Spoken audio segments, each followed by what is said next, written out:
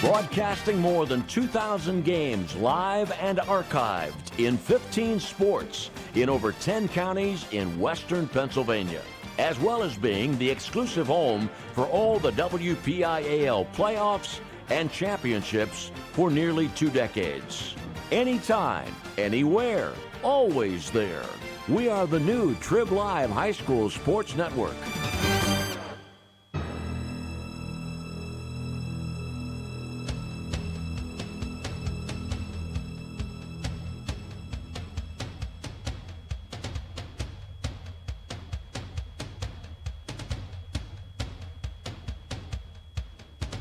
Welcome to coverage of the 2018 PIHL Penguins Cup playoffs, only here on the Trib Live High School Sports Network.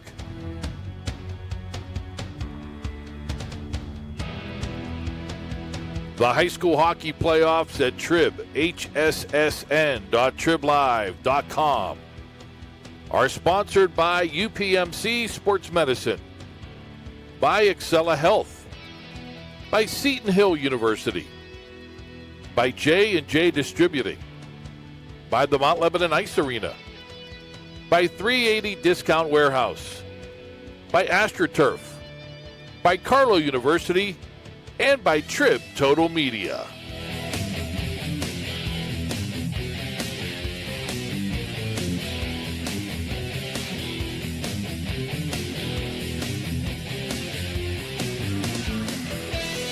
Well, over the next 2 nights, 4 PIHL champions will be crowned here at the UPMC Lemieux Sports Complex in Cranberry.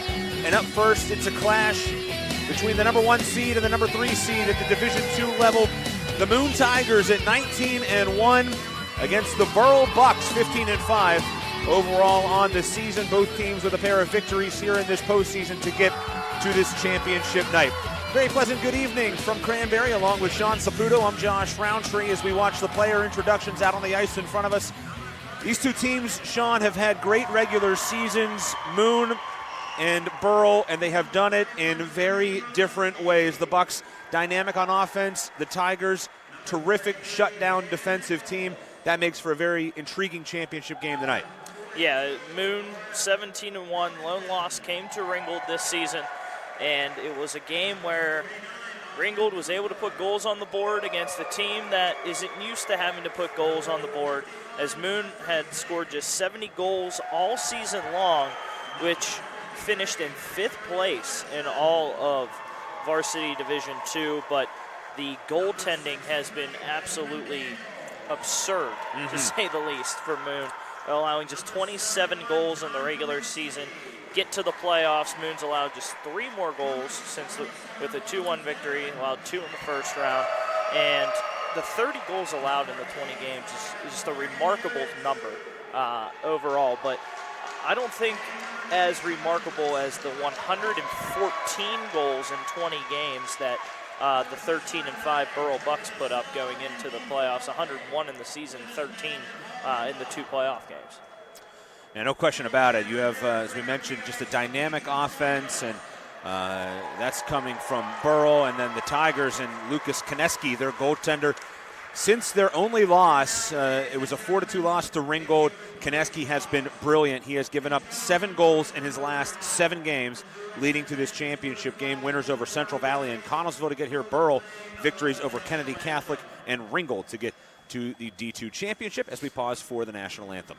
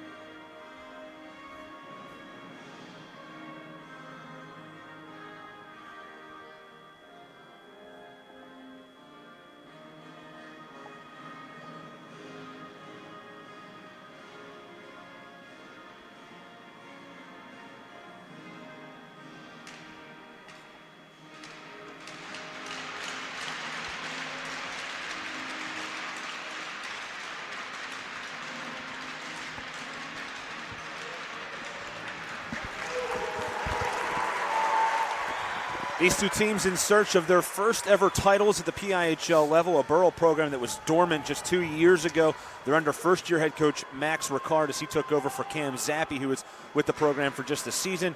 For the Tigers, they are under second-year head coach Joe Sell. Amazing to think Moon has had some very successful teams over the years. They've played most recently at the Class AA level as recently as last season. They were going to move up to AAA. They were hit hard by graduation. 13 seniors graduated from last year's team. They had 9 skaters and 1 goalie heading into the season. They decided to move to the Division II level late in the game and came down to D2. They grabbed a co-op from Olsh, and now here they are with a lot of JV players from last year in this title game looking for Moon's first ever title victory. Yeah, but the one thing that holds serve is if you stick with the program, you can continue to win over time despite some of these kids just being at the JV level. And the one thing that differs, though, if you take a look at the past playoffs, is Moon was always one of those teams getting those top seeds in AA, but could never get past that hump of the first round, especially over the last 3 years. And now Moon at the Division II level just wreaking havoc. And again, it's the defense that has really opened things up for Moon and has given them an outstanding opportunity at winning this Division II Penguins Cup championship. Tigers won their first 11 games before a loss to Ringgold. In that first half of the season, 2 victories over these Burrell Bucks. After the loss to Ringgold, Moon won 8 straight. Those 2 games, the victories over Burrell, the first one 7-4, that was the season opener for both teams. All the way back on October 2nd. Yes, here we are in near April, still playing hockey, as this is the longest season of them all. In that game, though, it was a game that really played much more to Burrell's favor. 11 goals scored in the game, but Moon scored 7 of them, and they won the game by 3. Shots were 35 apiece, and Burrell got off to a 2-0 lead in that game. David Pock and Sean Hitley each scored 2 goals for the Tigers. Tyler Stewart had 2 goals for the Bucks in the loss. And then in the rematch on December 18th, Moon won 3-0, but Stewart was suspended for that game, and it was a 3-0 victory. Lucas Koneski with the 27-save shutout for the Tigers. And those are the 2 stars of this game. Koneski, the goaltender, on one side, and Stewart on the other side. Stewart, nobody has more points or goals than Stewart in all of the PIHL, regardless of classification. He truly is a dynamic player. And Sean, I had a D2 coach this year say that he's not just the best player in D2, he's the best hockey player in the entire league. And what's amazing is that he only had 1 point. It was a goal, but only 1 point in the semifinal win over Ringgold to get here. They have some other options, too. And can we just also mention that he's just a sophomore as well? And they do have other options. Dylan Zalanka, 41 points in the regular season. Bryce Schuler, the captain, the defenseman, had 24 points. They do take 1 hit, losing Cole Vazana, and he's suspended, and that will do it for his season, because after this one, he'll have to serve that final game, pending on whether or not they play in the state championship. But Logan Sheff has picked up the void for Cole and Nathan Smith on defense as well. But just the goaltending numbers for Lucas Koneski, a 14-1 record, 4 shutouts on the year, 128 save percentage, or goal against average with a .950 save percentage. Just outstanding on the season for Koneski. And he's been the main reason why Moon is where it is right now. We'll take a quick break. When we come back, we'll get puck drop here from the UPMC Lemieux Sports Complex. It's Burrell, it's Moon, the D2 championship game coming up next on the Trib Live High School Sports Network. The team at UPMC Sports Medicine doesn't just rebuild wrists and knees. They build better athletes. Athletes at every level who want to get stronger and faster and prevent injuries. Fact is, no other sports medicine program in the region is more experienced when it comes to treating, training, and inspiring athletes. UPMC, the official healthcare provider of the Penguins, Steelers, and you. Find out more at upmcsportsmedicine.com. Own your piece of hockey history with a Penguins game-used jersey. Visit J&J Distributing at www.jjdistributing.biz and check out one of their largest selections of Penguins game-worn jerseys from your favorite Pens, past and present. Or call 724-752-1556. J&J Distributing buys, sells, and trades some of hockey's most prized possessions, including the Penguins' game-worn jerseys, Penguins practice jerseys, minor league jerseys, and new and game-used equipment. Browse their inventory today at www.jjdistributing.biz. People. Moon and Burrell for the D2 title here at the UPMC Lemieux Sports Complex, along with Sean Saputo. I'm Josh Rowntree. Officials for tonight's game: Chris Batico, Brian Buchholz, Todd Hendry, and Jeff Pickering. The four-man crew here for the title game. Burrell and Moon. You see Moon there wearing the all-white home uniforms. They will be the home team. And the Burrell Bucks wearing the old Penguins throwback-looking baby blue road uniforms as they huddle up around their goaltender, Drew Burkett, in net for Burrell tonight. 14 games played in the regular season, had a .346 goals against and a .900 save percentage. He has been beaten, though, 10 times this year by the Moon Tigers in their two meetings, and it'll be Lucas Konecki on the other side. As you see the number 35 right there for the Tigers. Konecki, 15 games in the regular season, a .128 goals against average. He had the top goals against and save percentage in D2, and in the playoffs he's been just as good. The .150 goals against. He has made 45 saves here in the postseason. Against Burrell this year, has stopped 58 of 62 shots, and we mentioned earlier the last 7 games, 7 goals allowed for Konecki. So he is a wall in the net, and Burrell will try to figure him out here tonight. Good crowd on hand here for this D2 championship. We talked earlier on the PIHL Power Play show to the commissioner, Craig Barnett. So we're really expecting some great crowds here over the next 2 days, including the AAA game tomorrow night, already sold out. Still some tickets available for the other games as we're underway. Sean Hitler against Dylan Zalanka, and it's won by the Bucks, and they'll start with possession of the puck. Tyler Stewart lost control of it for a moment, and it's chipped back to the captain, Bryce Schuler, the defenseman. Schuler, 24 points as a D-man this year, but it's stolen, and walking in, and a shot and a goal! Alex Angevine gets it started in the championship game. Just 16 seconds in, Moon leads 1-0. It was a costly turnover by Stewart as he danced with the puck, threw it right into Angevine. Angevine using the stick to shield himself, knocked it down on the pass attempt by Stewart, went top shelf, 1-0 early. And Moon, not the goal-scoring team you should threaten, but now the defense will go to work with the lead. And how big of a blow could that be to the momentum of the Burrell Bucks? 16 seconds into the title game, and your netminder and Drew Burkett is beaten. It'll be an unassisted goal, and Moon is back on the puck. Hit laid there by Mika Silverman. And now tracking over in the corner, Richie Doyle with it. Hands it off. Now Burrell on the takeaway, trying to get it out to Ben Daniels. Daniels a low shot. And skipped over to the corner. Boy, some great hop here early from the Tigers, but it's stolen away. Mika Silverman on the take. And now it's banked back to the near side for the Tigers. And it'll be sent in by Doyle. 1-0 on the early goal by Alex Angevine, his second of the playoffs and his 9th overall of the season. He was a goal scorer this year. He had 9 points in the regular season. 7 of them were goals.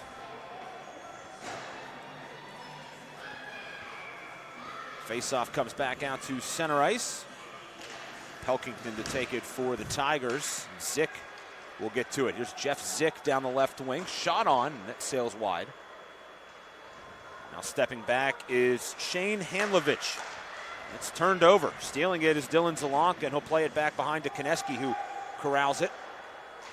I mentioned Hanlovich. He was their leading returning scorer from a year ago. They lost 13 seniors. Good play in front to get it to Jonas Silverman, but he couldn't get enough wood on it. Now here is the dangerous Tyler Stewart. Drops off a pass to Schuler, lets one go. Good save made by Konecki.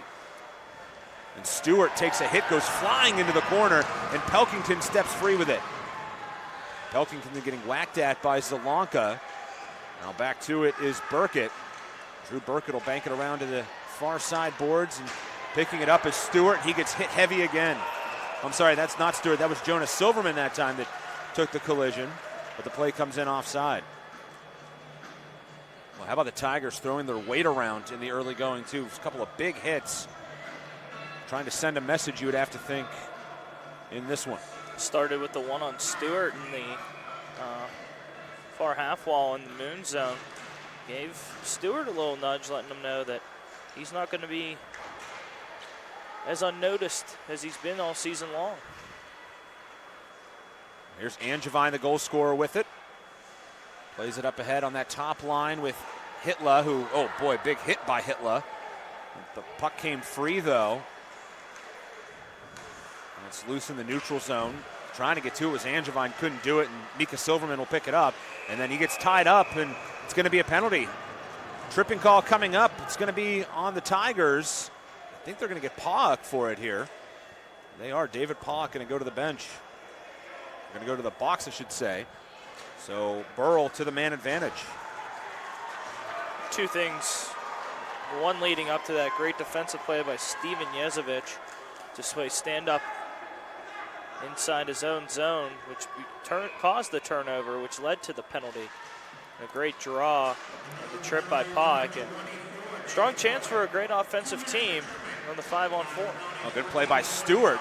Konecki tried to clear the puck out. He got right in front of it, but finally the Tigers will get to it and send it back down. Moon is the top penalty killing team in Division II, over 90% in the regular season. There's Camerdy's with the steal, out there forechecking with a teammate in the box.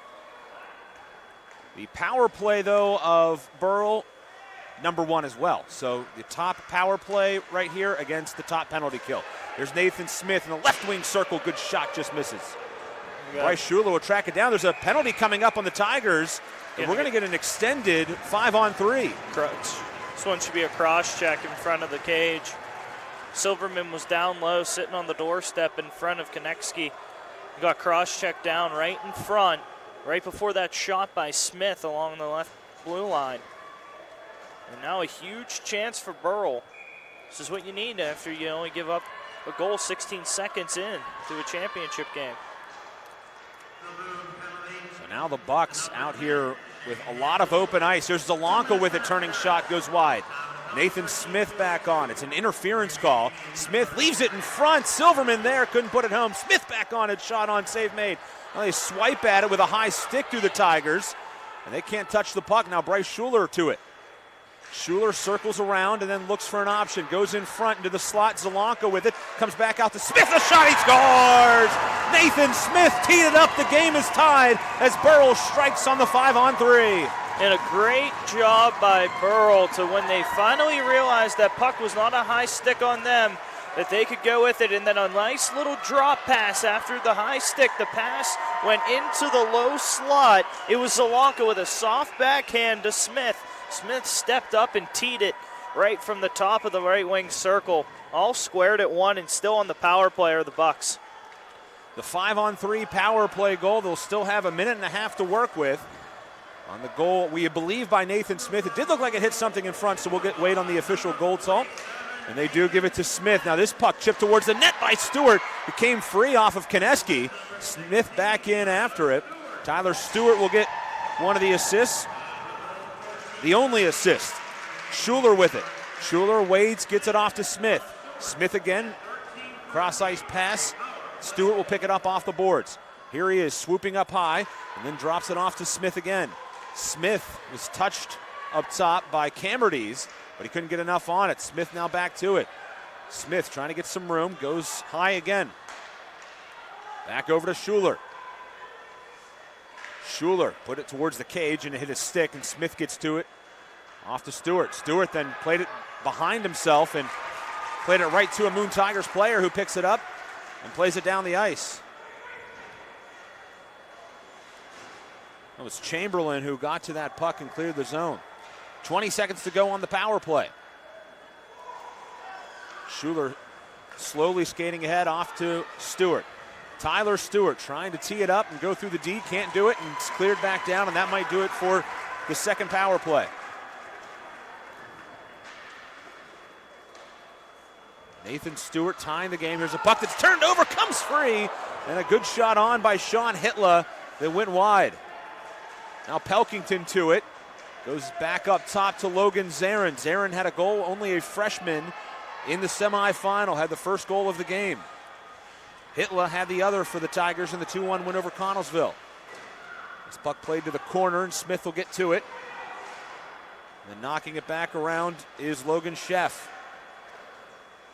Dropped off, and Burrell can't clear the zone. Now a shot through traffic, and didn't look like Burkett saw that until the very last moment as it sailed wide.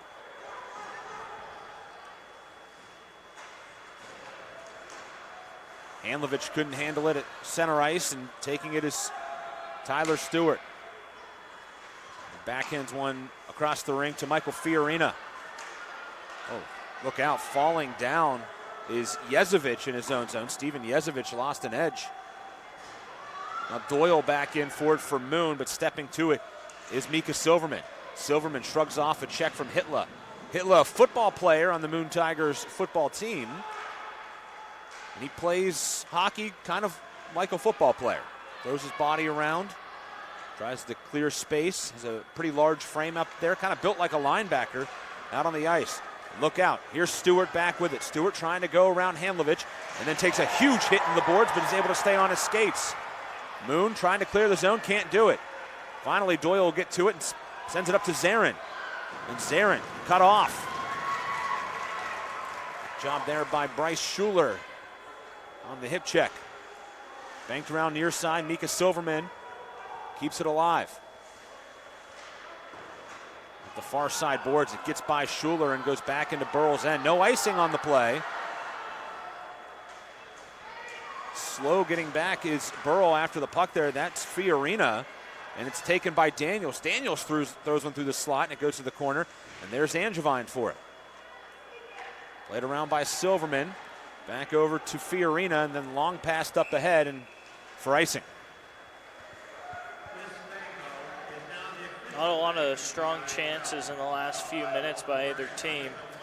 Just a lot of banging across the boards, getting the pucks in, but great back checking by both defenses, allowing the goaltenders some time to not have to face some high quality chances.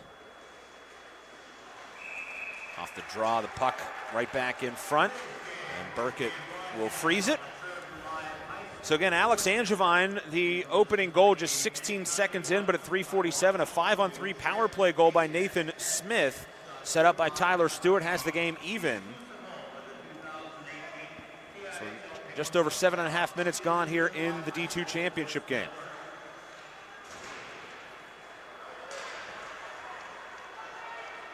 Long pass ahead to Stewart. Look out. He brings it in 1-on-2. Stewart delays, tried to drop it off, but no one home. Pelkington, a good job defensively to get back, and then Angevine gets there to it as well. I'll send up the far side right to David Pauck. Pauck with 3 assists here in this postseason. Back down on goal, and Burkett will hold on.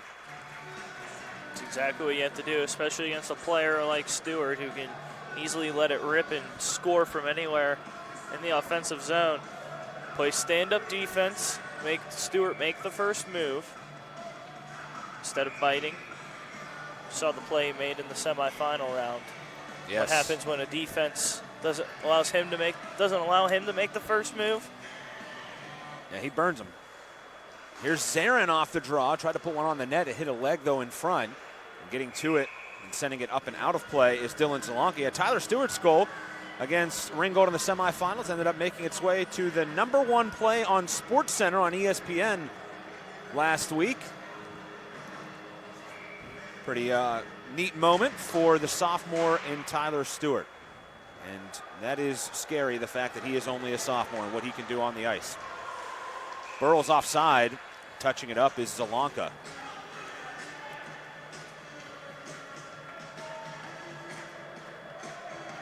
We'll see, though, the way Stewart is, as you mentioned, a lot of people saying he's one of the best players in the PIHL. One thing that you can see a lot of, especially in the PIHL, is when players are very well established, great young players. They sometimes tend to go to the juniors level. Here's Zach Wildesen around the back of the net and tried to drop it off in front. He was looking for Colby Camerdes, but Camerdes couldn't get enough on it. Now back the other way. Here's Tyler Stewart, one-on-one with Handlovich. Let's go of a shot. It's high and over the net. Puck circles around back to the near side of the rink. And getting to it is Wilderson. I was really impressed with the game of Zach Wilderson in the semis. Here's a steal. Wilderson in front, trying to jam it in. It goes up and over Burkett, and they can't tuck it home.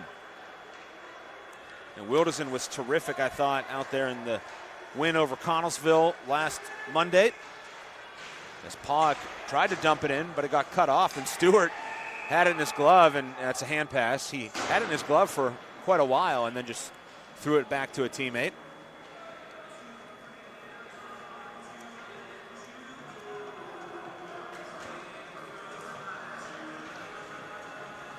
Tied at 1. Over 9 minutes gone.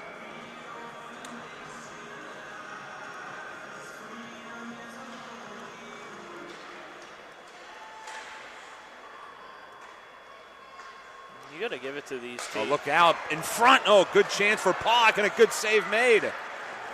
Oh, what a look for Pog right in the slot, but couldn't put it by Burkett. Great job defensively to come out and clean up the garbage in front. Puck flies high in the air back out to center ice, and Ben Daniels with it. Give these two teams credit. With the little numbers they have, the conditioning these players need to play, 35, 40 minutes a night. Here's Daniels on the shot. Hitler threw the original puck towards the net. Now it comes back out to Sheff. Logan Sheff. Walked into a double team, though, and it's stolen away. Great back check by Powak. Angevine in transition. Pulled up, lost it. Bryce Schuler on the takeaway, but Angevine gets it back, then loses it again. Players collide, and that allows Zelonka to come back the other way. Shot save made by Konecki. Rebound. It's still free in front. Konecki doesn't know where it is. And now Schuler to it, turns around and shoots. And Konecki back in his net to make the save on that one. Now Stewart drops one off in front. No one there. Had a man for a moment and Chase Dinka. It's sent back down the rink, though. And Michael Fiorina gets to it, loses an edge and turns it over. Look out. Moon off to Pelkington. Pelkington's shot hit a stick, goes over to the corner. We have seen some Burrell skaters, particularly the defensemen, flat out lose an edge in their own zone. Maybe some nerves playing a role in that. I asked Max Ricard before the game if there were any nerves, and he said he's been nervous all day thinking about this one, the head coach of the Bucks. Swooping up top is Zarin, the freshman. Interesting with Zarin, you see the A on the chest of the jersey. One of the alternate captains is only a 9th grader. That shows, I think, the respect that the coaching staff and his teammates have for him. He scored a phenomenal goal in the semifinals. Shane Handlovich just calmly banking around a Camerdes on the far side.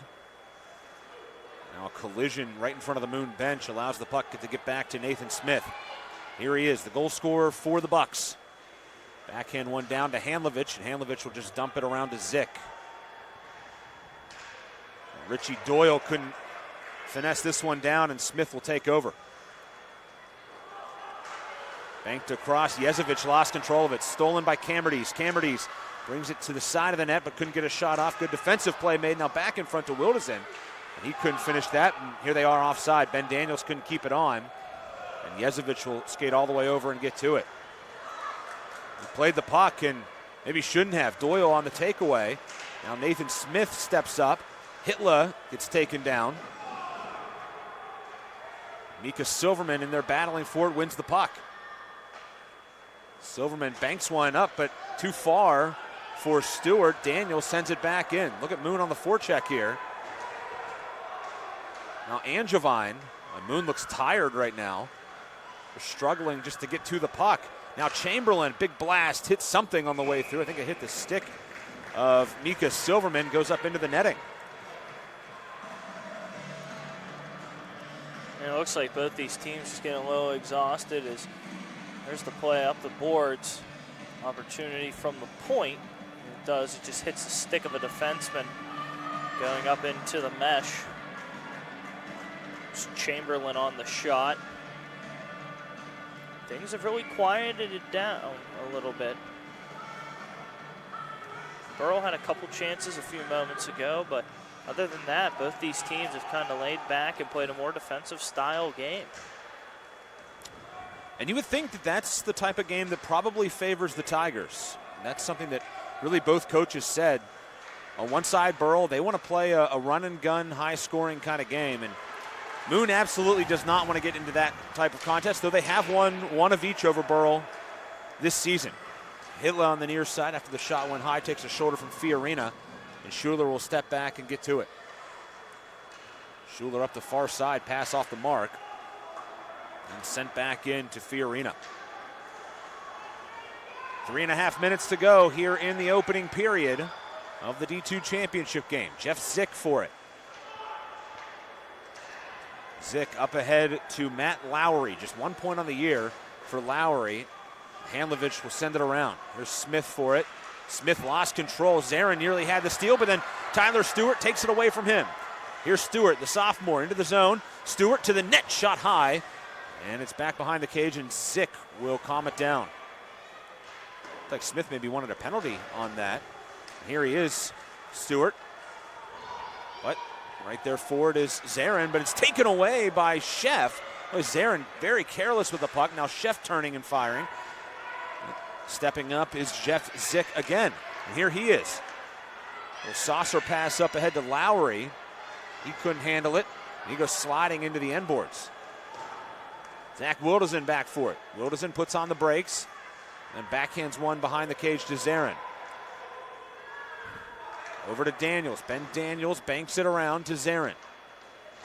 Now off to Wilderson. Got a good shot off. Then it came free in the slot. No one able to get a good enough shot on it, though. Now here's Nathan Smith.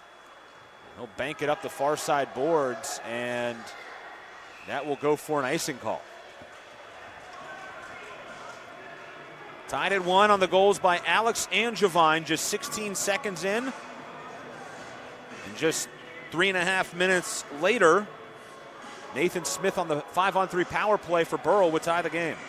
One thing I've noticed out of Burrell, though, is quite a few times getting caught with turnovers in its own zone. And luckily, forwards have scrambled back in time to make the strong defensive plays. Dinka takes a shoulder from Camerdes. The puck will come back out into the neutral zone. Jonas Silverman applying some pressure for Burrell. Richie Doyle, though, knocks it in. Back out to the left point. Shot on. It hit something on the way through off the blade of Chamberlain. Back up to Daniels, a good shot. That's steered aside. Now a turnaround shot again for Chamberlain off the mark. Daniels back for it. It's a screen in front, turns, fires. Daniels now back on it. And gets over to Fiorina. They chip at it. Here's Daniels. Schuler. On the delay, off to Fiorina. There's Stewart trying to get to it. Stewart splits the D. Stewart to the goal, backhand save made, Konecki. Well, how did Tyler Stewart settle that down? And then a terrific save by Konecki as well. Give it a second shorter, he may have gotten that, but a great forehand to backman move. Fantastic job by Konecki in the butterfly to slide over and protect the far post. Get the glove down in time to hold Stewart from making it a 2-1 lead. Shots 9-5 in favor of Burrell. Kept in by the Bucks. Nathan Smith off to Stewart. Now Zelanka with it. Zelanka floats one towards the front of the cage. Knocked out of there, though, by the Tigers. And Hitler knocks a man down. Kept in by Stewart. Circles behind the net. So we approach half a minute to play in the first period. Nathan Smith tried to get the steal. Now a battle for it. He's in there with David Pogg, and it finally comes out to Sheff. Sheff do-si-doed around opponent. And here's Zick for it. 20 seconds left in the period. Oh, right in front it came to Sheff. Looked like they may have hit an official trying to clear the zone was Moon, and Now here they are back the other way. 10 seconds to go. PIHL throws one in front, and that one skips wide. Now a turning shot redirected, and Burkett makes the save as PIHL was just drifting through the zone. Somehow was able to get a stick on it. Terrific save by Drew Burkett. Here we go. Take a look at the shot here from atop the right wing circle. It was redirected by Schuler. Yeah, it was Schuler, in fact. Good call on that. Schuler nearly getting that own goal to give Moon the 2-1 lead. 1.8 officially here on the clock. Pelkington will take the draw. And that will do it for period number 1. It was a good one. 1-1 is the score. Alex Angevine 16 seconds in for Moon. Burrell's Nathan Smith on the 5-on-3 power play answered 3.5 minutes later. And here we are after a period of the Division II Championship square. A goal apiece between Burrell and Moon here on the Trib Live High School Sports Network. It's the PIHL Championship Games brought to you by the PIHL and the Trib Live High School Sports Network. Ask what drives me. It's the respect I have for my opponents, the trust I have in my teammates, a coach who treats me with dignity, and a university that has faith in me on and off the field. That's what keeps me focused, why I practice harder, play my heart out. I play to win. I play for Carlo. Tell us your story using #WhatDriveYou. Carlo University is a proud sponsor of the Trib Live High School Sports Network. 380 Discount Warehouse in Murraysville carries a full line of brand new furniture at discount pricing. 380 Discount Warehouse carries Ashley, Liberty, Vaughn Bassett, and Best Home Furniture, and many more. You can special order your furniture at discount pricing. While you're there, shop the many other departments, including tools, automotive, food, pet and wildlife, household goods and cleaning supplies, lawn and garden, and seasonal holiday decor. Visit them on the web at shop380.com or on the road at Route 380 in Murraysville. Open Tuesday through Sunday 9 to 5. Shop 380 Discount Warehouse and save big. Check out the new Trib Live High School Sports Network on social media this season for breaking news, scores, pictures, videos, links to our articles, and more. Follow us on Twitter and Instagram under the handle Trib Live HSSN. Get in the conversation on Facebook at facebook.com/TribLiveHSSN. And on our YouTube channel, you can find thousands of interviews with local student athletes and coaches, plus highlights and full games. The spot for Western Pennsylvania high school sports on social media this season is the new Trib Live High School Sports Network. Shots 9-6 after one period in favor of the Bucks. But the game is tied 1-1. Back underway here in period number 2, and an icing right off the draw. We'll bring the puck back down to the other end along with Sean Saputo. I'm Josh Rowntree. Here from the Trib Live High School Sports Network. This is the first of 2 games to be played this evening. At 8:30, we'll have coverage of Bishop McCourt and Meadville. McCourt looking for an undefeated season. They're 22-0. That'll be the Class A championship game. Here's a shot from Zick, and it got behind Burkett, nearly went in. I think it hit a post. I think that may have been what caused the deflection. Off the draw, dropped back. There's the shot. Yeah, off it the clanged post. off the near post right back to the pads.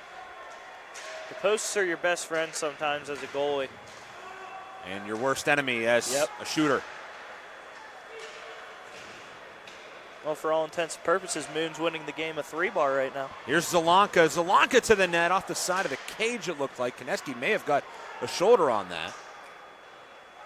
Back out to Stewart. Stewart drops it off to Smith. Smith, the shot, and it goes wide. Smith so dangerous as a shooter. Nathan Smith, the defenseman, only a junior. He, in this postseason, has matched his goal total from the entire year. He has now exceeded that, in fact, with his goal earlier tonight. He had 2 goals in the regular season. He has 3 goals here in the playoffs. And all 3 have come on the power play. And whistles blow. Offside call. It'll bring the puck back out into the neutral zone. Those are the two championship games tonight. We mentioned Meadville and McCourt playing later in Class A. Then tomorrow at 5:30, Armstrong taking on Quaker Valley in AA, and the AAA game between Peters Township and Seneca Valley. Should be some good games over the next 2 days. Mika Silverman tried to play it up ahead, stolen at the red line, though, by Richie Doyle. A long pass up the ice intended for Jared Brennan. Brennan, another guy having an impressive postseason, has 3 points despite 6 points in the regular season. Brings a stoppage to play. We could potentially, at the very least, see 3 new champions per classifications. Meadville could repeat as a champion, but this time, of course, at the single A level as compared to the Division II level.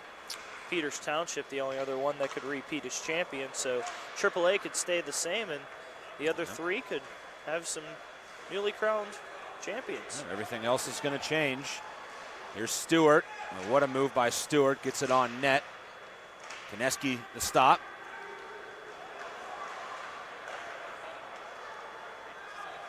Daniels lost control, but Doyle able to get to it. Doyle, another big body. Talk about hit love front. Doyle on the blue line as Burkett puts a glove down on this and then lets it go. Puck flipped high in the air to Stewart. Tyler Stewart, most goals and points in the PIHL this year. Knocked off the puck, but he gets back to it. Stewart turns and fires, and Koneski didn't see that one. Deflected high.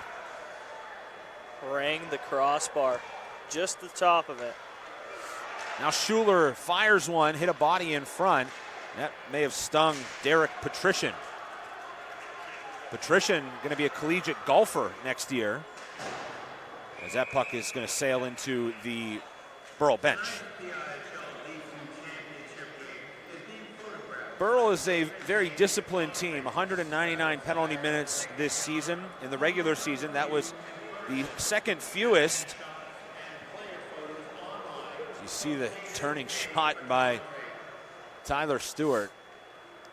I've seen him in snippets here and there throughout the year. This is the first real good extended look I've had at him, and you see why Division II coaches say that he's the best player in the league. Here's a good pass, though, up ahead to Doyle, and Doyle hauled down, and will this be a penalty shot?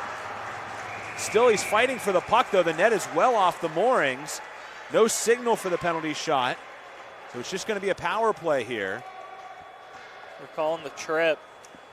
Take a look here. He had a clear lane right to the net.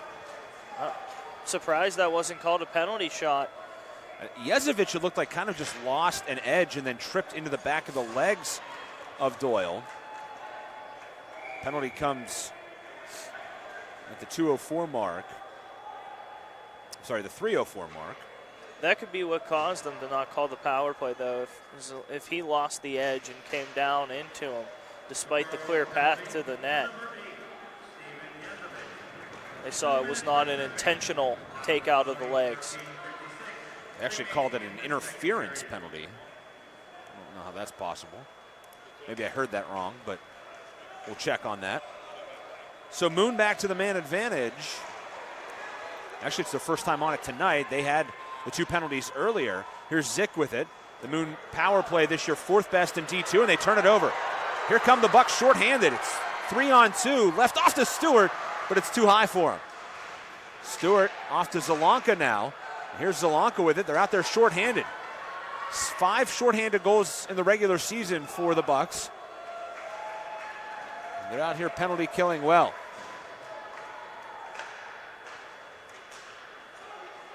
Burrell's lucky it's on a 5-on-3 right now. Stewart got away with a chop at the stick of a Moon defender after he was upset that the pass went high over him. We were right. They did call it a tripping call. So, I don't know, maybe I am hearing things, or who knows. Man goes down for Burrell. That was Handlovich in there. Handlovich wanted a penalty on that. Moon fans not happy. 40 seconds left on the power play, and now a whistle blows.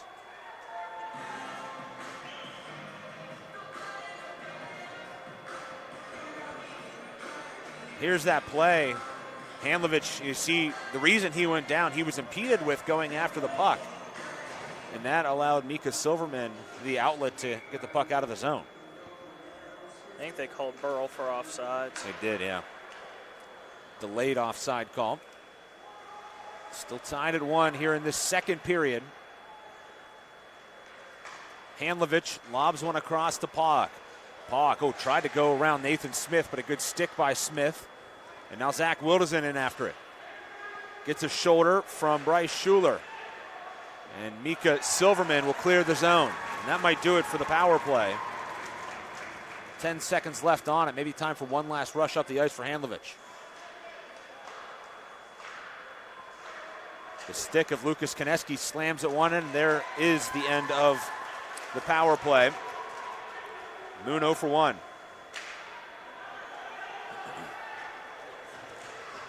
Doyle lobbed one ahead, taken away by Zalanka, bounces around and now comes free to Wilderson. Zach Wilderson with some space. Wilderson in, shoots, save made by Drew Burkett. Great job to come out and cut off the angle by Burkett. It was a clean rush right down the left wing. Wilderson made one move, wanted to pick the far post, which is where he was looking, but put it right into the chest protector of Burkett.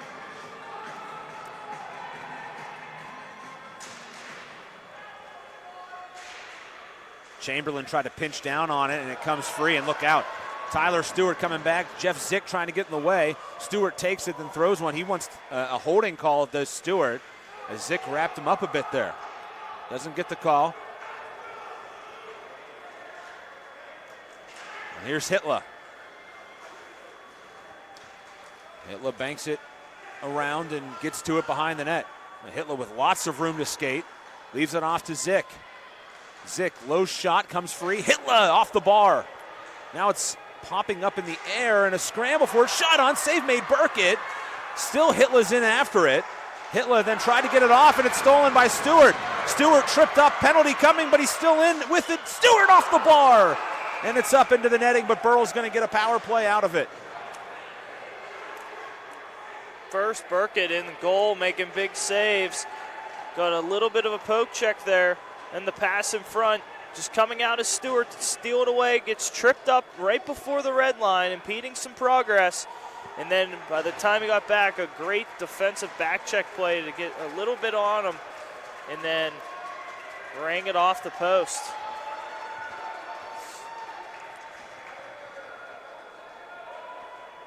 There was a bit of a delay there on getting a man in the box. It is Jeff Zick who will go in for the tripping call. And that may have impeded Stewart enough as he lets that one go to just sort of slow him down so he couldn't get a full burst on net. Now Stewart going to wind up and fire, and it goes wide. And this one again up into the netting. Burrell 1 for 2 so far on the power play tonight. So far on this power play, it's been all Stewart. Hasn't really been looking for any other options. Threw one shot that went nowhere close and got the rebound back and just rifled a slap shot. Didn't care where it went. Here's Nathan Smith. He has Burrell's goal tonight in this 1-1 game. Tyler Stewart working the half wall, and now he'll bring it back up top. Stewart drops it off, has Schuler. Schuler a shot blocked in front by Handlovich. And Handlovich going to get to it, and that allows enough time for a teammate in Colby Camerdes to scoop in and send the puck down the rink. $1:20 left in the power play. Schuler onto the tape of Silverman, but it's stolen away. Mika Silverman couldn't handle it, but then it's given back up. Tyler Stewart on it. Stewart drifting, cuts back, shot, and it goes wide. Now Schuler. Schuler low, hit a skate, comes out left side. Smith in front. Mika Silverman jamming at it, and Koneski in there making the save. Lucas Koneski has stopped 11 of the 12 shots he has faced so far. That took a weird bounce back to the left defenseman. He made it, I believe, smart choice on that slap pass. Right down low, little chip, looking for Silverman, who just couldn't bank it in on the doorstep. There's a penalty on Moon off the draw. It's going to be another 5-on-3 for the Bucs. It's a high sticking call coming on Shane Handlovich, his second penalty of the night. Well, that's one thing Moon's been doing tonight as compared to Burrell, being a lot more physical, as he did. Just got the stick well high up on Silverman. And I believe, Josh, is that the second or third penalty that Silverman has drawn already in this game? You're right. I think it is the third so far. So Burrell has struck once on a 5-on-3, and now they have another opportunity.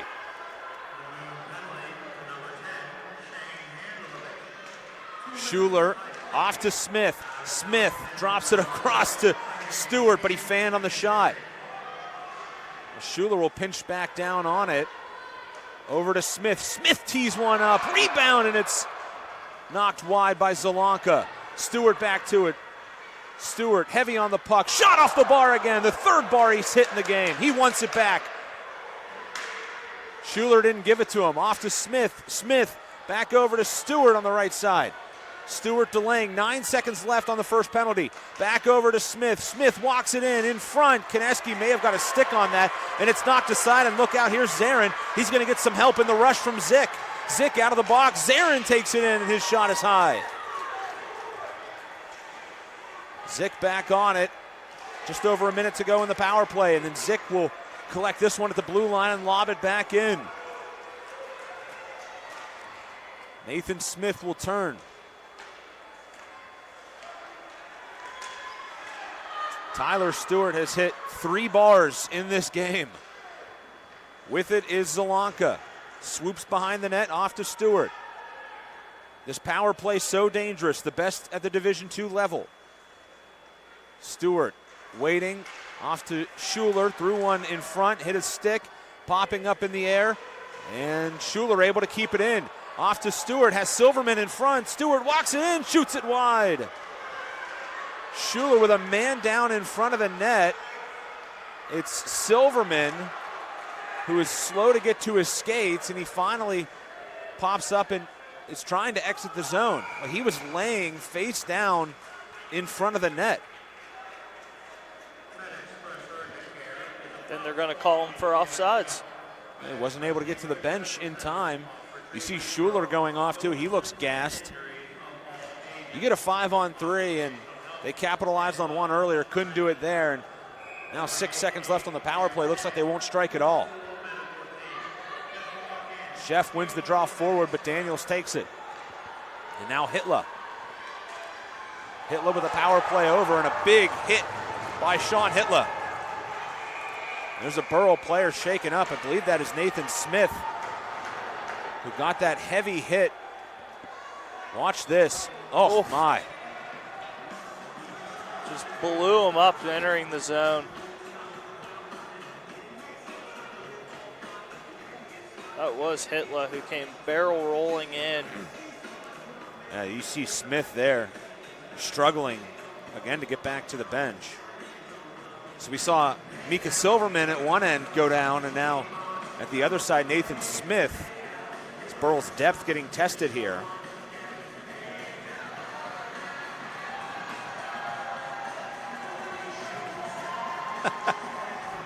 Pelkington just bit it coming off the bench, and he ate it, went down to the ice, got up, waved, and said, "No, I'm going to go back to the bench." He was coming off the bench. He just slipped and fell. And then he said, "Nope, I'm back." Yeah. Coach, take my shift. Off the draw, it comes in front to Angevine. Tried twice at it. Rebound attempted, still free. Right off the face-off, a couple good looks. Angevine had a couple of cracks. David Pock had the last look. Now Handlovich back for it. This second period hasn't had a goal, but it's been exciting. Bodies collide. Patrician went flying to the ice. Zelanka takes a hit from Angevine. And now back to it is Fiorina. Zick for it. Zick banked it off one of the linesmen. And Zelanka will pick it up. Some heavy legs out there right now. Zelanka nearly got it on net. What a shot. Boy, nearly put that past Konecki as he was falling down. And now a penalty coming behind the play. It's going to be an interference call. And it's Moon going to the box again. It's Zick again. And Burrell's lucky too, because the person that the puck hit the skate of was Zelanka, who was skating off the ice. And if a player would have hopped over just a split second before, we almost had ourselves a 4-on-4 with that delay, with the too many on the ice. Burrell getting their 5th power play of the game. They're 1 for 4 so far. And that was on a 5-on-3, just 3:47 into this game. And Joe Sell is talking to the officials.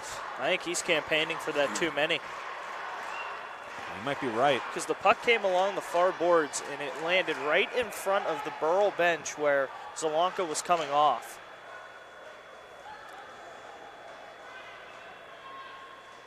Moon with it now, out here killing yet again. I'm sure there's probably a message in there too, and the penalties are 5-1 in this game as well. Burkett will play this and sends it around to Schuler. Schuler getting some heavy pressure, drops it off to Stewart. What penalty killing by Zach Wildesen. Stewart will rev it up. Tyler Stewart ran into Zelanka, knocked him down, but somehow Stewart stayed on the puck. And then Moon able to knock one around, no one home for Burrell. I'll tell you, Burrell looks fatigued in this period. They've really had, I think, the better of the play, Sean, but they've looked gassed. Much shorter bench. Only running. We have 3, 4, 5, 6, 9 forwards, 4D. Stewart ladles one across to Nathan Smith. Back out here after going down after that hard hit from Sean Hitler earlier. Smith, low pass to Stewart. Stewart had to wait on it, and that allowed Konecki enough time to slide over. Stewart back for it. Boy, look at the strength on the puck by Tyler Stewart. Calmly fires one wide. Konecki then tipped it with the stick. Stewart tried to center it. Getting to it is Camberdies. It's a lot of standing around flat-footed for Burrell here. And now look out, Wildesen will take it the other way. Stewart trying to get back. Wildesen. Stewart got in the way. Fantastic back check by Stewart. Probably exerted all of what he had left on this power play. But he keeps it 1-1. 7 seconds to go on the man advantage. Here's Zelanka. And it's sent back. Nathan Smith, now Bryce Schuler. It's touched ahead. Here's Stewart. Stewart waiting around a man. Shot, score! Tyler Stewart! Looks so fatigued on his last shift, comes right back out and gives Burrell a 2-1 lead. It was only a matter of time before he picked his spot, entered the blue line, made one move at the right wing circle, from a top to left wing circle, picked his spot, got Konecki to get covered by the defender who dropped down to block the shot, goes high bar right corner, and we got a 2-1 Burrell lead. Tyler Stewart does it again. That is his 50th overall goal of the season. But look out, here come the Tigers. Sean Hitler back with it. His shot up into the netting.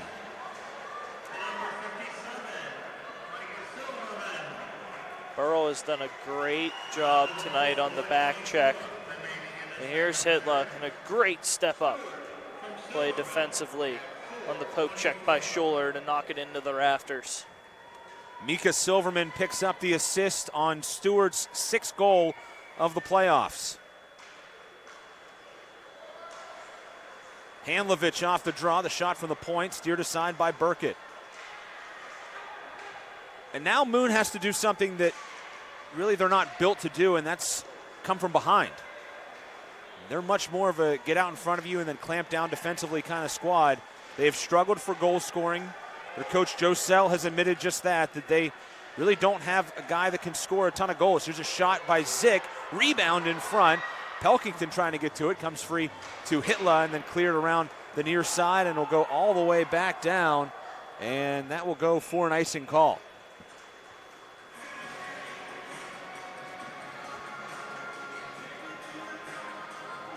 Tyler Stewart, the most points in these D2 playoffs, following suit with what he did in the regular season.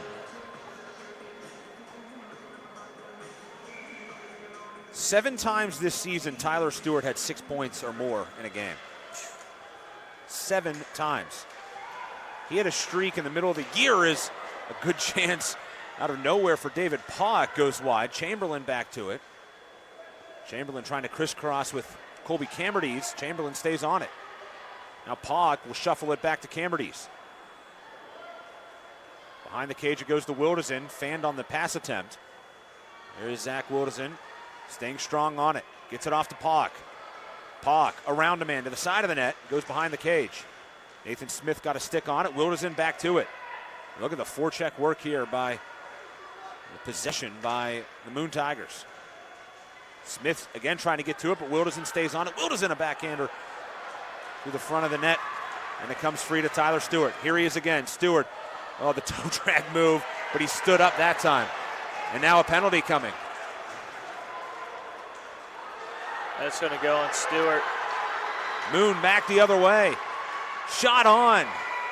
And the stop by Burkett as Pelkington couldn't finish, and Tyler Stewart going to go to the box, and he's not happy about it. No, but that's the same move that he made on the ESPN Top 10 Sports Center. The curl, he went through his skates. He tried the same thing here.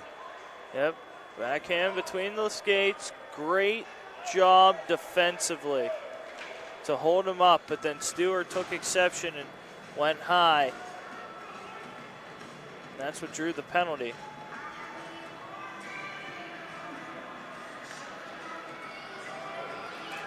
So Moon to the man advantage. They're 0 for 1.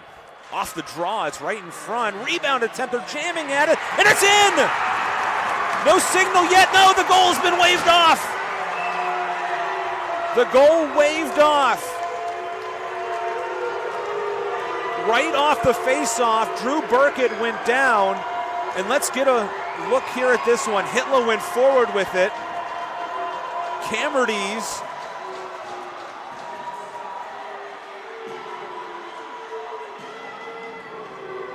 Moon started celebrating. The goal light went off. Well, this is where the confusion comes in on this goal. The official behind the net waved the goal off, but it was the official along the red line that called the goal, not the official behind the net. And there is a discussion with the officials. There's also somebody over there talking with the officials as well. So let's see what the call is. There's the push, the loop around.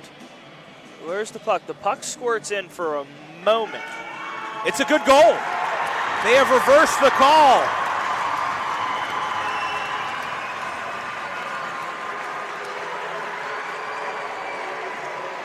Max Ricard wants an understanding of what just happened. Because that was confusion, because it was called a good goal on the ice. The official behind the net waves it off, saying no goal. And then after further discussion, the call gets changed back. The push off the face-off by Hitler. It swung around. And then you can see right here, look between the skates of Hitler. You see the puck just ever so slightly cross the red line. So unless the referees may have thought of inadvertent whistle. The only thing I can think of is one of the officials thought that that the puck was not over the goal line, or that the net was off the moorings. I don't think either of those were the case, though. I wonder if the official behind the net heard a whistle, and then when they get together, no whistle was blown, then. Could be. There's going to be many theories on that one in the Absolutely. Division II ranks.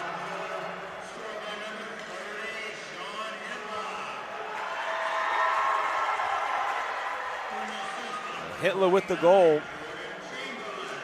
Chamberlain the assist. Here's a puck in front. Oh, rebound attempt for Wildesen, and Burkett got to that.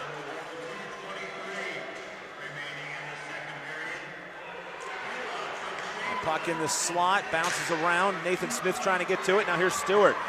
And Smith getting held up by Handlovich. No penalty called. I think both teams may be a bit frustrated with the officiating in this one. Wilderson back with it. Here he comes around the D to the net, to the forehand. He can't finish. Springs Stewart back the other way. Stewart's 1-on-2. Stewart wraps around, dishes to Zelanka, but he can't corral that. Tied at 2 here in this thrilling second period. Handlovich going over to play it in the corner.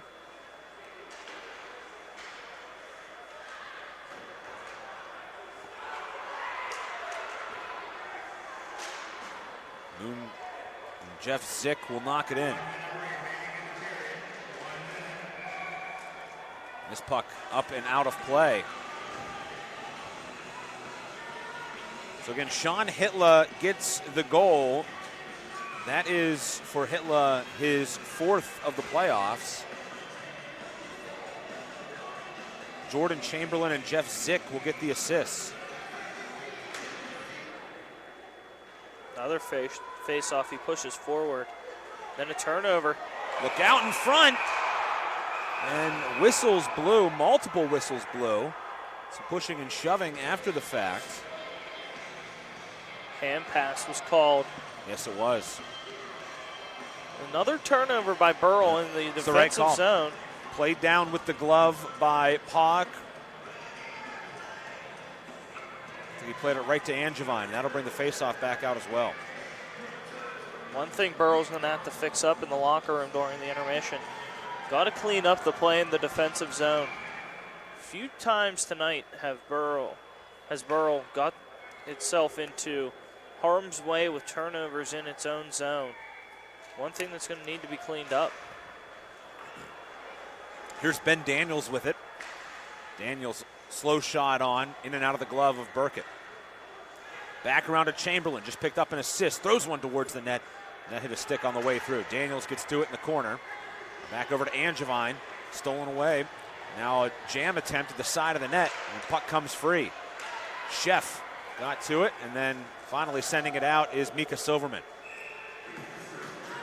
Silverman, interesting story with him. He is a finalist for the National Merit Scholarship. So a very bright kid. Had a chance to talk to his dad, Scott, before the game, who's one of the assistants on the Burrell staff. Got a chance to brag about his son a little bit. He has 2 boys on the team, and Mika and Jonah.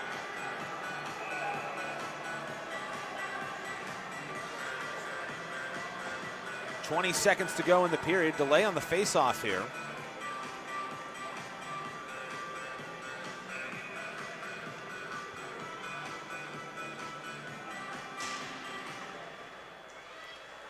Zick off the draw, drops it off to Hitler. Sean Hitler off in front. Jamming at it is Pog, but he can't get it by Burkett. Stoppage of play with 9.9 left. Give Burkett credit. He has, despite a near 3.5 goal against average this year, he has looked outstanding in this game.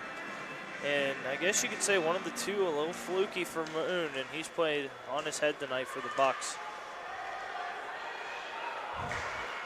Taken away by Schuler, and that'll bring it to the end of period number 2 in the Division II championship game. We are where we were at the start and at the end of the first, tied. 2 goals apiece for Moon and Burrell. What's been a thrilling D2 championship game. We'll be back in a moment. We'll get you the Mount Lebanon scoring summary on the Trib Live High School Sports Network. It's the Division II championship game, tied at 2 between Burrell and Moon after 2 periods. Hi, this is Josh Rowntree with the new Trib Live High School Sports Network's PIHL Power Play Show. This winter, myself and the coach, Kevin Zlemansky, will bring you the most comprehensive coverage of high school hockey in Western PA. Hey, Kevin, any suggestions on how we can pull it off? We're not goons. We're not bullies. No matter what people say or do, we have to be ourselves. Okay, well, word is that you've been letting success go to your head a bit. Okay, what I do is none of your business. Is that clear? This should be a fun season. It's the PIHL Power Play Show every Wednesday night at 8 o'clock on the new Trib Live High School Sports Network. Hit the ice at Mount Lebanon Ice Center, offering the most comprehensive instructional programs in the area, including hockey, figure skating, and learn-to-skate classes for all ages and ability levels. Classes start soon along with senior and developmental hockey leagues. Mount Lebanon Ice Center also hosts Friday night teen skates and Friday after-school skates for younger children. Birthday party packages also available. Mount Lebanon Ice Center, serving the South Hills for more than 35 years. Call 412-561-4363 or go to mountlebanon.org. For a weekly in-depth look at boys and girls high school basketball in the district, log on to the WPIHL Roundball Report every Wednesday at 6 p.m. here on the Trib Live High School Sports Network. Join experts Chris Harlan, Sean Myers, and James Dotson for coaches' interviews and the latest hoops news around the WPIHL. Oh, and Don Rebel is back on the show as well. That's the WPIHL Roundball Report, Wednesday at 6 p.m. here on the Trib Live High School Sports Network. The team at UPMC Sports Medicine doesn't just rebuild wrists and knees. They build better athletes. Athletes at every level who want to get stronger and faster and prevent injuries. Fact is, no other sports medicine program in the region is more experienced when it comes to treating, training, and inspiring athletes. UPMC, the official healthcare provider of the Penguins, Steelers, and you. Find out more at upmcsportsmedicine.com. While the weather outside may be frightful, the winter high school sports is delightful. That's here on the Trib Live High School Sports Network. Log on to the Trib, hssn.triblive.com for weekly audio and video coverage of boys and girls high school basketball, WPIHL wrestling, and PIHL high school hockey. The warmth and the glow of the winter sports season may be heard daily on the Trib Live High School Sports Network. People ask what drives me. It's the respect I have for my opponents, the trust I have in my teammates, a coach who treats me with dignity, and a university that has faith in me on and off the field. That's what keeps me focused, why I practice harder, play my heart out. I play to win. I play for Carlo. Tell us your story using #WhatDrivesYou. Carlo University is a proud sponsor of the Trib Live High School Sports Network.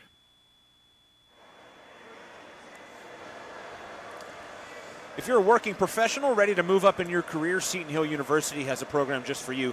Seton Hill's adult degree program offers flexible undergraduate degree courses in areas like accounting, criminal justice, business, and human services. The adult degree program has 5 start dates a year and offers convenient course times, financial aid, a 96% placement rate, and career services for life. Register for our next info session and learn more at setonhill.edu/ADP. Seton Hill University, this way up.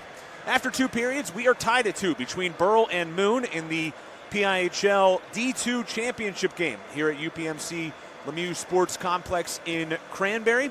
And Sean, I think a very even couple of periods of play. You know, you look at the shot totals, 24-16 in favor of the Tigers. I really didn't think the second period played that differently, but they certainly carried the play, it seemed, and the shot totals, shots in that second period, 18-7 in favor of the Tigers, but Burrell certainly had their chances, a number of posts they've hit in this game. Oh, yeah, and you just go back to Tyler Stewart, who is hitting 3 posts in this game, and it really wasn't so much that Moon had the ultimate offensive burst really in that second period. It was more a lot of turnovers by Burrell led to Moon getting chances, rebound chances, unable to clear out for Burrell. So you have to credit Drew Burkett, who has done a great job in goal, not allowing Moon to crash in on those second, third chance opportunities. Let's take a look now at the Mount Lebanon Ice Arena scoring summary from the first period. It did not take long. 16 seconds into the game, Alex Angevine puts Moon on top. Right there off the break, hits the stick, top shelf. Burrell would answer, though. It was a power play goal on a 5-on-3. Nathan Smith with the drive from the right circle. It was set up by Tyler Stewart, and the game was tied. And then Stewart in the second period doing his thing. Dancing around top of the left wing, top of the bar, right over the left shoulder, and now the questionable goal of the night. Controversy here off the draw. They poked to the puck a couple of times. Sean Hitler, they say, got the last stick on it. And Sean Hitler's power play goal has tied this game at 2. That was assisted by Jordan Chamberlain and Jeff Zick. Mika Silverman had the assist on the Stewart goal. The Smith goal set up by Stewart.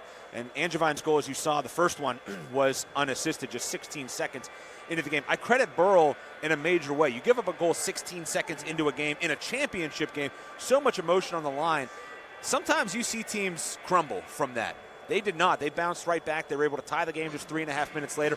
That power play goal in the 5-on-3 by Smith, that was huge because it got them right back into the game. But yeah, so based off what you're saying, you don't crack after that quick goal, but a lot of help handed to Burrell along the way to help the momentum come right back and even keel things out with the 5-on-3, and then Burrell got another chance at a 5-on-3 and was unable to cash in, and that was when Stewart hit 2 posts during that time frame, 2 of the 3. And just the way things have played out, despite being outshot by 8, Burrell has actually had the multitude of better chances, so to speak. Moon has gotten a lot of chances from shooting from the short side. Some shots have been deflected down low, and then just soft taps off rebounds that have been easy to corral for Burkett. But most of the shots that Burrell has gotten on goal against Moon have been prime shots in the low to middle slot areas or atop the circles, not on sharp angles, but rather on angles that are shots you want to see. In this game for the Division II championship, we have 3 other championship games that are going to be played tonight and tomorrow. The late game tonight, starting at 8:30, will be between Bishop, McCourt, and Meadville. They call them the outliers of the PIHL. One team coming from Johnstown and Bishop McCourt, another team coming from Meadville, obviously up north near the Erie area. And that should be a terrific game as the Bulldogs and Crimson Crushers meet at 8:30 tonight. We'll live video stream that one on the Trib Live High School Sports Network. And then tomorrow, the AA Championship at 5:30, as it will be number 1 seed Armstrong against West number 4 team Quaker Valley. The Quakers looking for another title. Armstrong looking really, as this new program goes, their first. They won as Armstrong Central back in 1991. And then the nightcap tomorrow night, 8:30 start time, as it will be a good one between Peters Township and Seneca Valley in the Class AAA Championship. All of the games live stream on the Trib Live High School Sports Network. We'll take a break. When we come back, we'll get you set for period number 3 in a tie game, 2-2, Burrell and Moon for the D2 Championship game here on the Trib Live High School Sports Network. Check out the new and improved Trib Live High School Sports Network website every day. Log on to hssn.triblive.com for all the schedules, the scores, the standings, great articles, and features from around the WPIHL. And, of course, live and archived broadcasts. If you are a high school sports fan, the only website you will need is the new Trib Live High School Sports Network at hssn.triblive.com. AstroTurf, a pioneer in sports surfacing, proudly supports high school athletics. Visit one of their 280 fields in the tri-state area to see their cutting-edge technology. AstroTurf's focus on R&D enables them to provide innovative surfaces that protect athletes and stand the test of time. AstroTurf now propels performance with iconic turf fields and legendary record tan tracks. They manufacture, build, and maintain a full range of turf and track systems for total quality control. Learn more at astroturf.com. Own your piece of hockey history with a Penguins game-used jersey. Visit J&J Distributing at www.jjdistributing.biz and check out one of their largest selections of Penguins game-worn jerseys from your favorite Pens, past and present. Or call 724-752-1556. J&J Distributing buys, sells, and trades some of hockey's most prized possessions, including the Penguins game-worn jerseys, Penguins practice jerseys, minor league jerseys, and new and game-used equipment. Browse their inventory today at www.jjdistributing.biz. Hit the ice.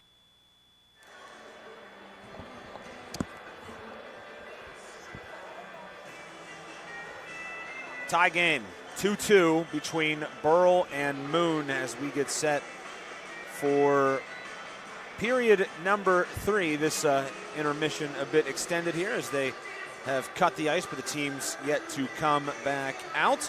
Again, looking at the scoring, Alex Angevine got it started 16 seconds in, made it 1-0 Moon.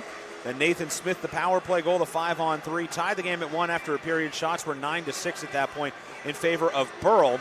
Then a slew of penalties to start period number 2, mostly on Moon. Burrell had another 5-on-3 but couldn't connect.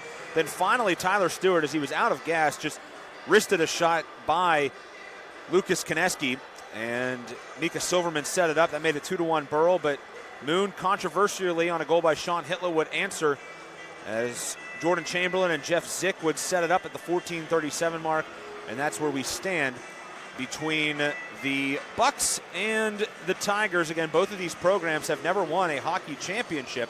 Burrell, which had been a dormant program until last year, Cam Zappi was their head coach, and Max Ricard, an assistant, took over this season and has done some really great things. And Sean, I think we can agree, and we talked to Coach Ricard before this is going to be a Burrell program that's going to be good for a couple of years. As long as guys stay in the program, they're going to be really good because this is still a very young team, and that goes on both sides. Both of these teams are very young, though for Moon, their plan is to move up into a pure classification. Yeah, and only 4 seniors on this Burrell roster, and the 4 seniors this year have only totaled 19 points.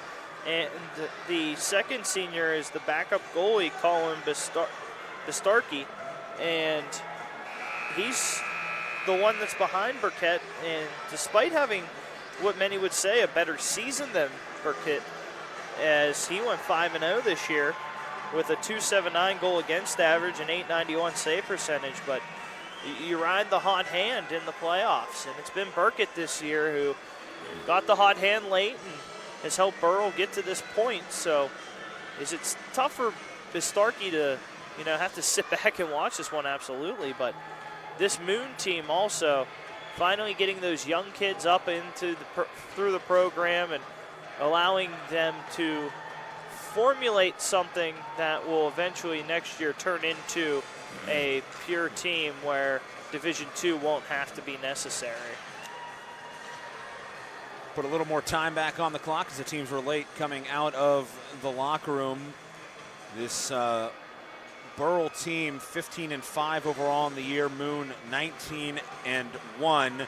Moon's only loss, it was a game that you called. Yep. A game that we video streamed here on the network. It was to Ringgold 4-2, and a lot of folks I think thought that we would see a rematch of that game here in the championship, but I saw Burrell and Ringgold play. I watched the first period of that game the other night, and Burrell was the better of the two teams by far. I thought Ringgold played kind of a disastrous start to that game. They tried to claw back in, but Burrell was able to win 6-4. I was one of those believers that Moon was going to end up facing Ringgold. Just the way Ringgold looked at that point in time when I saw that game against Moon, Ringgold's ability to break out with the puck, its ability to play strong defense, its ability, again, Ringgold, another team that was capable of almost shooting at will at times. Yeah. I could have seen these two matching back up, but then Burrell hits a second. Burrell has a even broader second level than a lot of teams I've ever seen. And it showed the way after what happened. It was like nothing happened for Burrell, and it was just, all right, run and gun, we're going to put 10 shots on net in a matter of moments. All right, here we go. Period number 3 underway. Whoever scores more goals in this period wins a championship. Here's Angevine. Angevine on the rebound, his second of the game. Scored one 16 seconds in the first period. This one comes just 11 seconds in. Second opportunity. It's a gift for Angevine. It took a weird bounce off in front. Angevine gets it. Got Burkett to move. Top shelf on the short side.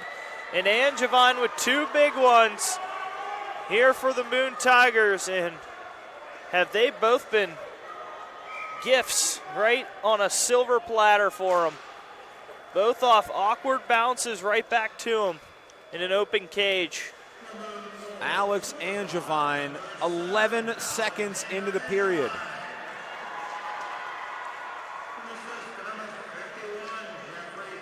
Zick will get his second assist of the game. David Pock, the other. Here's Stewart as Burrell tries to answer. Zalanka played it off the end boards and got it back, and Konecki will cover. That's what you have to do if you're Burrell now. Don't force shots towards the net, but get good open looks. That was a nice play by Stewart, as Stewart did not fall for the trap he has fell himself in taking shots and forcing shots. He made a drop pass, got a open look down low. There's a pass ahead to Zach Wildesen. Wildesen around a man to the net, backhander, he scores! 2 goals in the first 58 seconds of the period for Moon. It's Zach Wildesen, and it's 4-2 Tigers. And that was all a lack of defensive pressure. Take a look at the pass ahead. Here comes Wildesen. Wildesen makes one move. Defenseman steps up, makes the first move, allows Wildesen to sneak past. Front hand to backhand.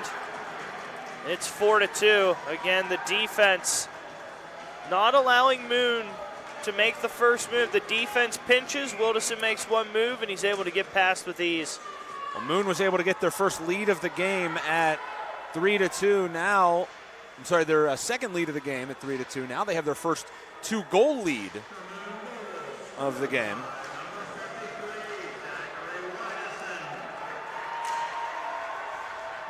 There's Zarin. Ben Daniels getting one of the assists. Camerdy's with the assist as well. Here's Daniels.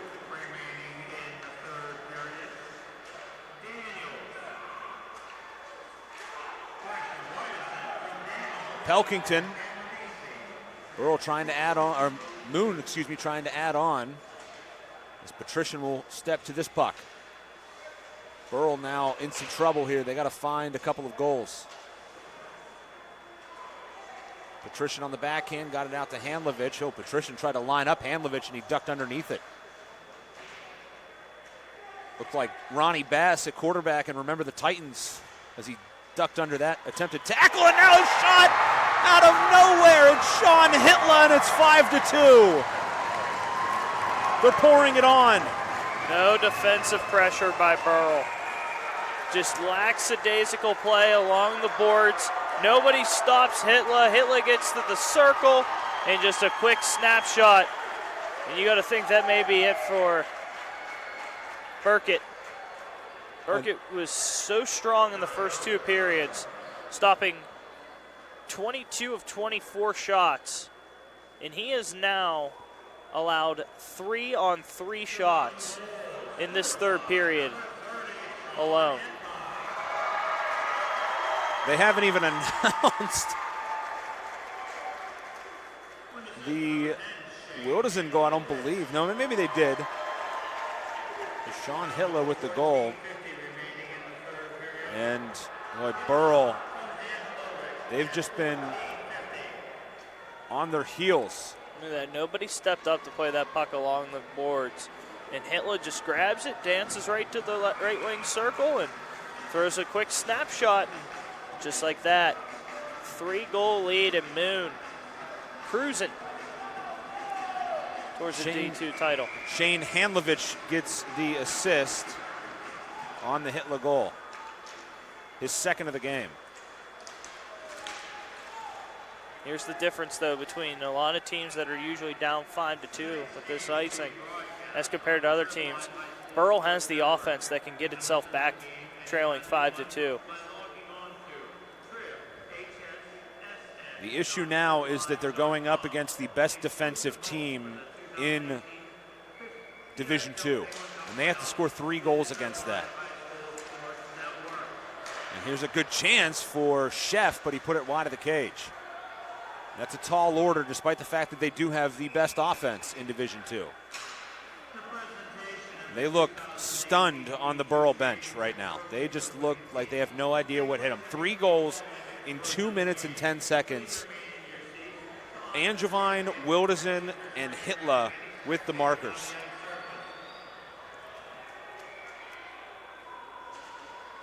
Off the draw, Stewart went forward, save made by Koneski. Zalanka turning, put it off the stick, and it hit off Koneski. Now it's back over into the corner and sent back up the near side boards past Fiorina and down for an icing. If you're Burrell, you got to keep the play down to the left here. You have to keep the pressure up. Yeah, if you're Burrell, tell Moon, go ahead, keep icing the puck. You're helping us. Now you got to get one if you're Burrell. You get one and you start to feel some momentum, I think. We'll see if they can do that. There's just over 14 minutes to play. A lot of time. Here's Ben Daniels, though. Daniels drops it off in front. Save made by Burkett. Puck still free. A great look for Doyle in front. And now Wilderson. Wilderson dancing around a man. Boy, has he been good in this period already. And stolen away by Tyler Stewart. Tyler Stewart weaving his way around traffic. Brings it ahead with Sheff. Stewart backhanding one. No one at the front of the net. Comes out to Schuler and he scores! There's that important goal. It's back to a 2-goal advantage for Moon, but Burrell's on the board again. It's Bryce Schuler. Awkward bounces have been the story tonight. Great move by Stewart to get along on the far side of the boards. There's a backhander off the stick of a Moon defender, and Schuler right there to slap it in and goes to the far side of the post. And instead of getting Koneski, who's lined up at top the crease towards the near side, goes to the far bar. 5-3. We've had 4 goals in 3 minutes and 26 seconds.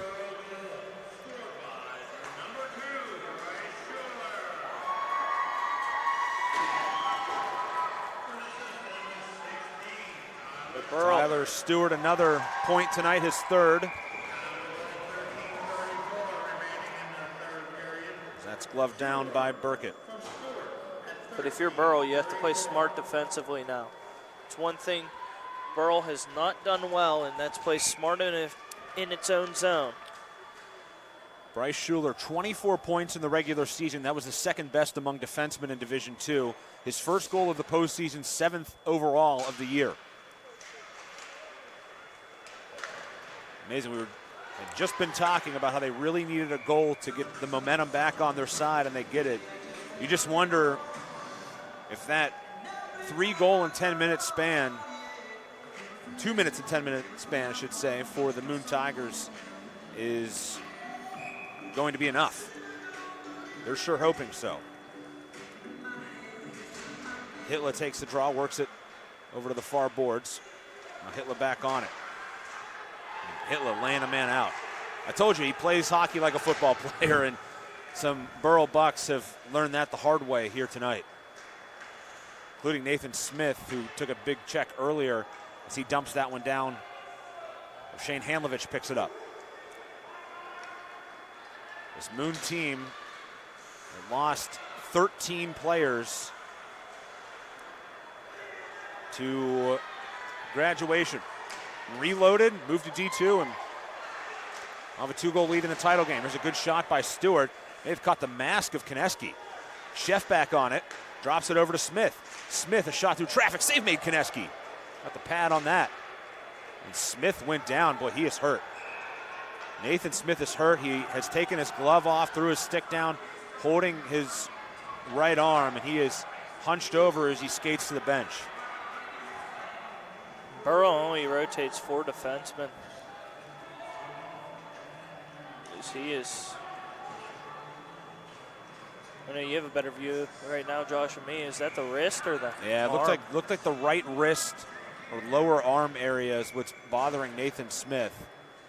Remember, he took that heavy hit earlier, too, from Hitler. Here's a shot from the point by Schuler looking for another. Schuler has had a couple sneaky slap shots in this one. They're not all that quick, but they're located well. Yeah. And he places them perfectly. Wildesen tried to drop it off, but it's stolen away. Getting to it is Jonas Silverman. And he leads the rush. Looked to play it off to Tyler Smith, but out of his reach. Now Wildesen back for it. Wildesen tried to stay on it. Good stick, though, by Fiorina.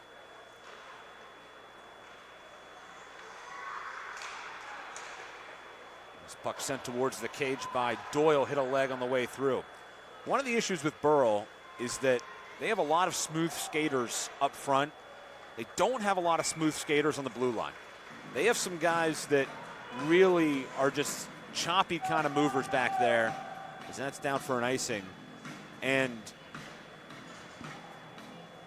that's not a knock on anybody, but they just don't have the agility back there on the blue line to keep up with some quick forwards from Moon. Yeah, they don't have that one defender that has that quick burst right off the bat. Oh, look at Stewart knock this one down. Stewart walks it in, fires it high and wide. Stewart unhappy with that. Zick to it. Jeff Zick tried to get it out, but it's kept in. Schuler put one on net. That one caught up on Konecki in a hurry. There's Pelkington. Pelkington banks it around. Jezovic tried to chip down on it. Jezovic trying to keep it in. He does to Chef. Chef off to Stewart. Oh, Stewart had an open net if he would have got a stick on it. Jezovic again. Tried to throw one again through traffic. Pelkington got to it. Now Chef on the steal. Chef drops it off, takes a big hit by Handlovich. And Jezovic got tied up, and Zarin takes it away. Here comes the freshman. Trying to dangle around Schuler. He gets by him to the net, and a save made by Burkett. What a nice play that was by the freshman, Logan Zarin. Popped it to himself, enters the zone. Little curl on the drag that gets knocked off, but he maintains it. And Burkett never once bit, just stayed at the top of the crease and made the easy save. Mika Silverman taking the draw. Now he'll knock it down. Tries to clear it out, but it won't go. Jezovic in for it. And now Mika Silverman will pick it up. Doesn't have a ton of speed, though, to get out of the zone. Angevine catches up. Now some pushing and shoving. Angevine tied up with Jezovic. A big hit as Hitler threw a man to the ice. Going down hard was Fiorina. I'm telling you, I would not want to be out there on the ice with Sean Hitler, especially going head-to-head. There's a drive by Daniels and a glove save made by Drew Burkett. They probably flipped the LW on the practice sheet for him for the left wing to the LB. It's like he, in football, hits like a linebacker out there. Just great stand-up on the defensive side for a forward, too. Yeah, he really brings it. Very rare do you see a strong hitting forward that is also a leading scorer for a team. Stolen by Zick. Zick put it in front. Wildesen to the net. It goes in. Hit a stick in front. Wildesen on the backhand. Moon strikes again at 6-3. That one just took an awkward hop. Kept in at the blue line. On the left wing side, a soft shot batted down. Wildesen, it hits the flat paddle of the stick of Burkett and goes over his shoulder. It looked like Doyle may have touched that in front. I'm not sure. We'll see who they give the goal to, but it might have hit Doyle's stick after Wildesen. Now this puck's stolen away by Camerdes. They do give it to Wildesen. Stewart comes and lays a hit. Doyle will get an assist. Camerdes will get an assist as well. Smith is back on the ice, and he made one move with that play and right back to the bench, holding that wrist. And he is holding it up, and that's a big loss for Burrell if he cannot return. Stewart takes a bump from behind. Schuler on it. Backhand attempt, coming down the lane. Zarin just laying out Mika Silverman. Now players collide. Zarin trying to get to it. It's a 2-on-none. Zarin puts it home.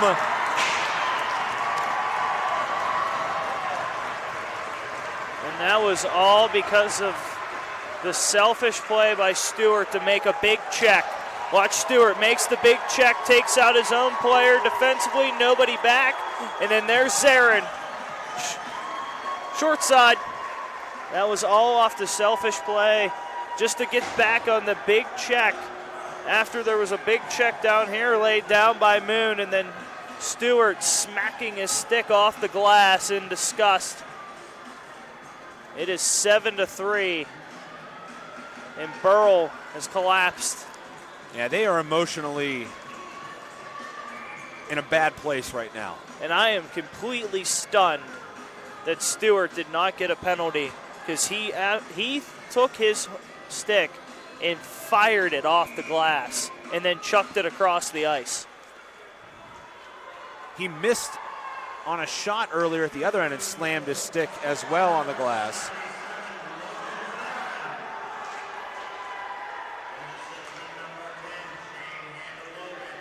Well, Chamberlain drops it off in front.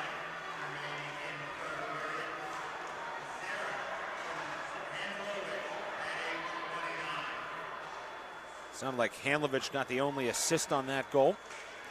Chamberlain. And they're offside.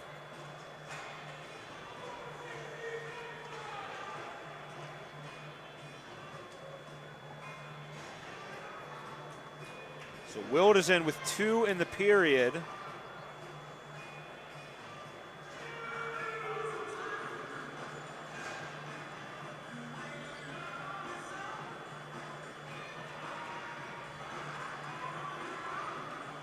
Zarin, the freshman, getting in on the act.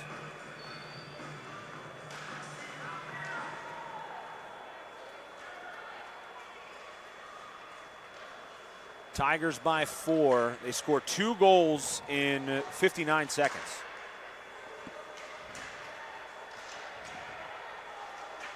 And all Moon has to do now is protect, and they'll have won their first ever hockey title in the PIHL. This is going to go down for an icing call against the Bucks.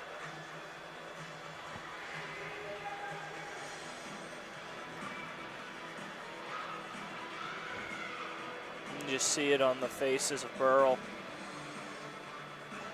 Just utter awe right now as to what has happened.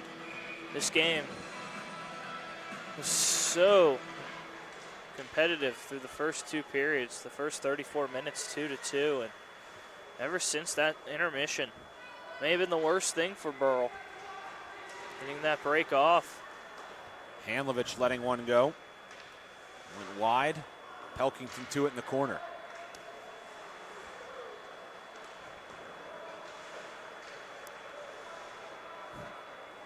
Now back forward is Yezevich. Trying to clear the zone. Gets turned around. Stewart able to pick it up. High drive by Sheff. Under 7 minutes to play in the D2 championship game. Pelkington back, and a whistle blows, and it's a slashing call coming up. We've not had a penalty here in this period, but it's going to go against Moon's John Kaminsky, a name we have not called all that much tonight. 4-goal edge.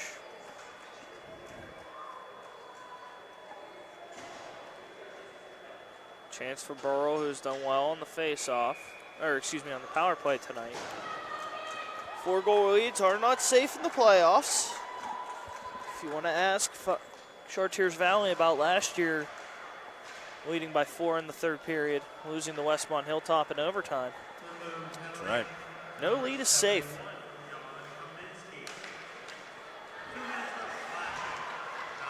The last thing you want to do if you're Moon is go down a man at this point and give Burrell any sort of hope. You want to grind this game down in the final 6:20. Wilderson trying to come away with a steal. Wilderson takes the bump by Schuler. It's back out to Cammerdees. Cammerdees has had a nice night.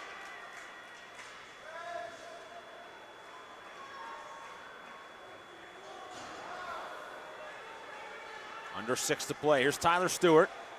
Stewart dancing through traffic to the net, and he cannot put it home.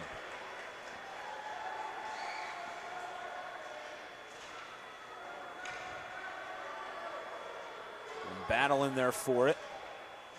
It comes out to Schuler. Schuler banks it over to the far side. And all the way back down.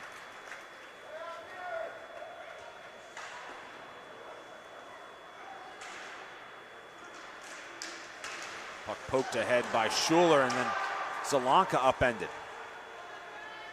Hitler going to line up a man. He takes out his own teammate. Here's Stewart. Stewart leaves it off in front. Oh, it's kept out. Is it in?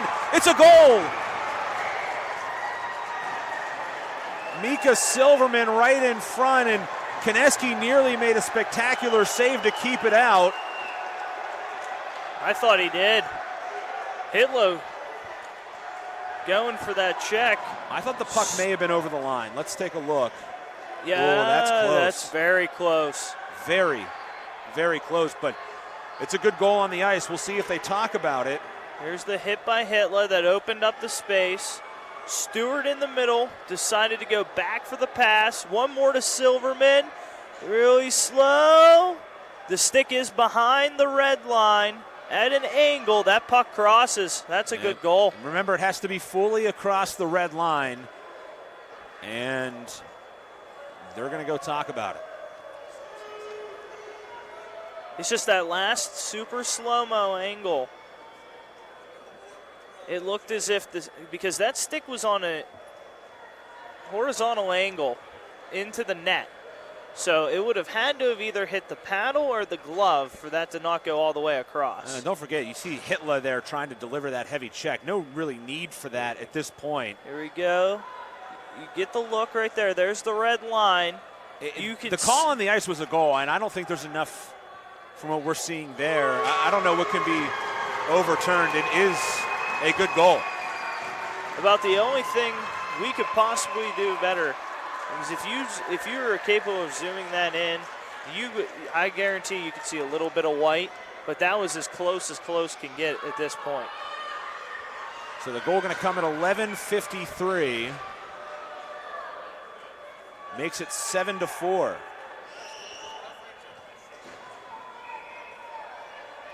Power play goal at that.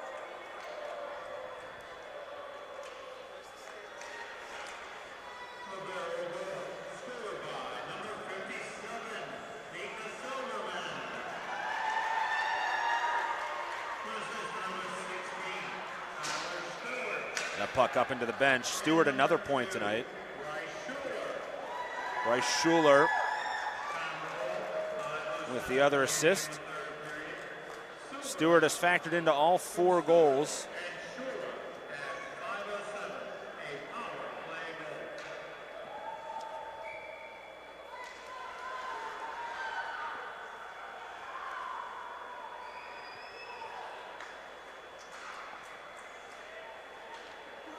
Makes Burrell 2 for 6 on the power play tonight.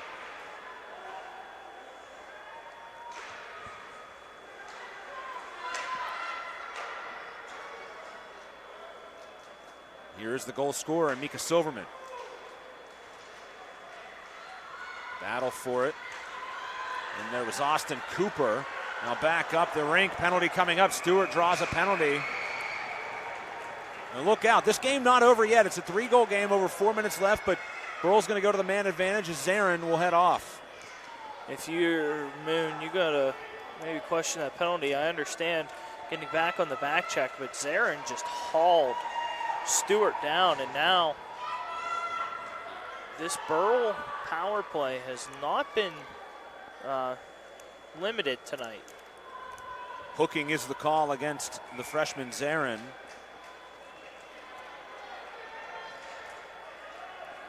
Seventh power play tonight for the Bucks.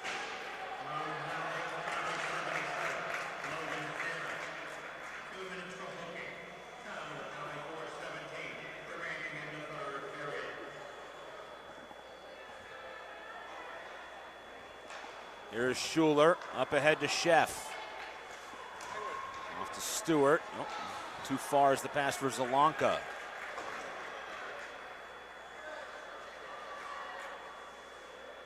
Minute and a half to go on the power play.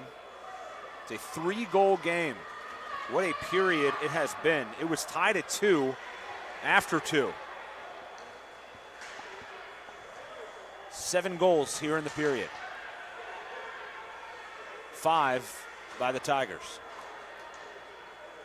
Handlovich gets it behind the net. Now Zelanka winning it. Zelanka drops it off to Sheff. Sheff waiting. Slides it over to Schuler. Down low. Good tic-tac-toe pass to Zelanka from Stewart. Gets it back to Zelanka. Went in front with it, but it's off the mark. Sheff will wind up and fire. And I don't think Konecki saw that. It went over into the corner, and Camerdy's will finally win it and clear it down the ice. I don't think anybody saw that until that puck finally came down.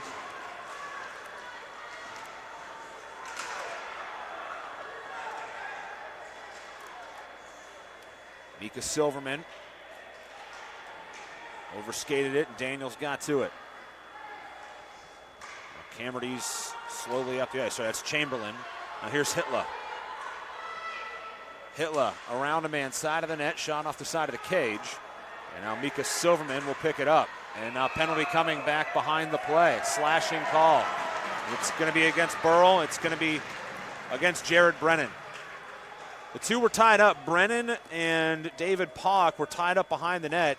And Brennan made the mistake of slashing, and that probably kills any chance of a comeback for Burrell. Yeah. Can't do that. They just meet up, and Brennan got knocked down, and he must have taken exception to getting knocked down. Draws the penalty.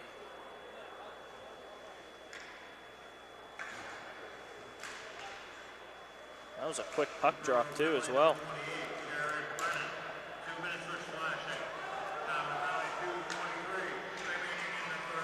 So Moon to the power play when, the other one's over now. So here they are on the man advantage.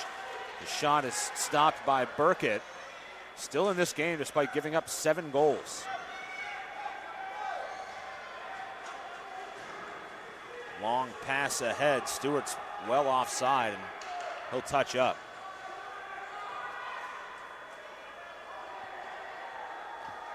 Alex Angevine, Zach Wilderson, Sean Hitler. Wilderson again and Logan Zarin, the goal scorers in this period for the Tigers. 5 of them. They had 3 in the first 2:10, and they're now a minute and a half away from their first ever hockey championship.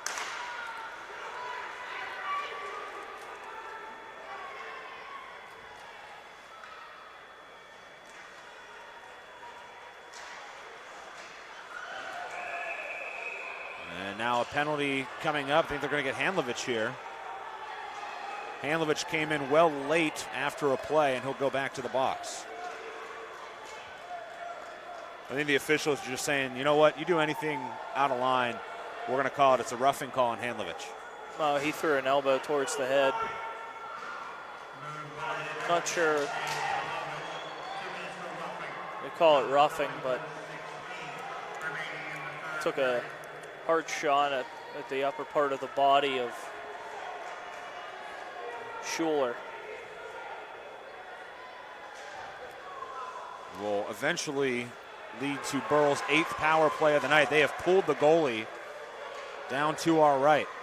No icing on the play. We are 4-on-4. And falling down is Mika Silverman. Angevine. There's 3 guys looking for hat tricks here for Moon as well. Jeff Zick in it for it. Zick trying to get it ahead. Now Pock will back it out. Angevine will go hard down the ice after it. Sheff gets back to it. Sheff takes a hard tumble into the end boards. And there's a penalty. It's going to be on Angevine. They calling him for charging. Well, they gave him the 2 and the 10. Yep. So Chef draws a penalty. 2-minute penalty and a game misconduct. But now they have the same number on the board. Which can't be right. 40 seconds left in this one. It was Muldowney who went to the box. And he'll serve the 2.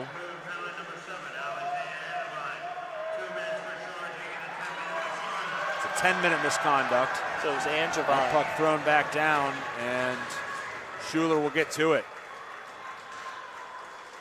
And Zalanka hauled down. No call on that. Schuler ahead. 10 seconds to go. Puts it wide. Clock running out. 5 seconds to go. And for the first time in their history, the Moon Tigers are PIHL champions.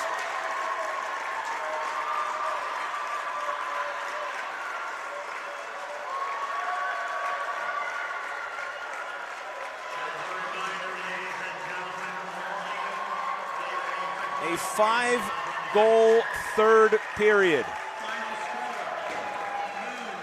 for the Moon Tigers as they mob Lucas Koneski. It's a type of game that they have not been used to playing. Oddly enough, Moon and Burrell played the first game of the season in the PIHL. Moon won 7-4. Ironically, They last play game. the last game in D2 this year. Moon beats Burrell 7-4. How about that? Two teams will meet up and shake hands at center ice. We'll step aside. When we come back, we'll get you the 3 stars of the game, brought to you by the Trib Live High School Sports Network, as Moon tops Burrell in the Division II title game by a final score of 7-4. You watch it right here on the Trib Live High School Sports Network. It's at Mount Lebanon Ice Center, offering the most comprehensive instructional programs in the area, including hockey, figure skating, and learn-to-skate classes for all ages and ability levels. Classes start soon along with senior and developmental hockey leagues. Mount Lebanon Ice Center also hosts Friday night teen skates and Friday after-school skates for younger children. Birthday party packages also available. Mount Lebanon Ice Center, serving the South Hills for more than 35 years. Call 412-561-4363 or go to mountlebanon.org. Hi, this is Josh Rowntree with the new Trib Live High School Sports Network's PIHL Power Play Show. This winter, myself and the coach, Kevin Zlemansky, will bring you the most comprehensive coverage of high school hockey in Western PA. Hey, Kevin, any suggestions on how we can pull it off? We're not goons. We're not bullies. No matter what people say or do, we have to be ourselves. Okay. Well, word is that you've been letting success go to your head a bit. Hey, what I do is none of your business. Is that clear? This should be a fun season. It's the PIHL Power Play Show every Wednesday night at 8 o'clock on the new Trib Live High School Sports Network.